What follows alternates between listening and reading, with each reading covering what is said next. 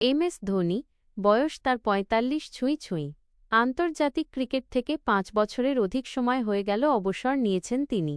তবে আইপিএলে এ মরশুমেও খেলতে মাঠে নামবেন মহেন্দ্র সিংহ ধোনি। সেই ধোনির ভবিষ্যৎ নিয়ে বড় মন্তব্য করলেন প্রাক্তন ভারতীয় ক্রিকেটার আকাশ চোপড়া। মরশুম আসে যায় এবং প্রতি মরশুমের শুরুতেই ফের একই প্রশ্ন মাথাচাড়া দিয়ে উঠে। এটাই কি মহেন্দ্র সিংহ ধোনির শেষ আইপিএল মরশুম? মেগা টুর্নামেন্টের ১৯তম সংস্করণের আগেও ফের একবার একই প্রশ্ন ঘোরাফেরা করছে। ধোনির প্রাক্তন সতীর্থ রবিন উথাপ্পা দাবি করেছিলেন এটাই মাহির শেষ মরশুম হতে পারে। তাঁর ফিটনেসও দিন দিন কমছে। হাঁটুর সমস্যায় ভুগছেন ধোনি। মাহি নিজেও সম্প্রতি সিএসকের এক ইভেন্টে দাবি করেছিলেন তাঁর হাঁটুর অবস্থা খুব একটা ভালো নয়। এমন পরিস্থিতিতে স্বাভাবিকভাবেই ধোনির ভবিষ্যৎ নিয়ে প্রশ্ন উঠছে।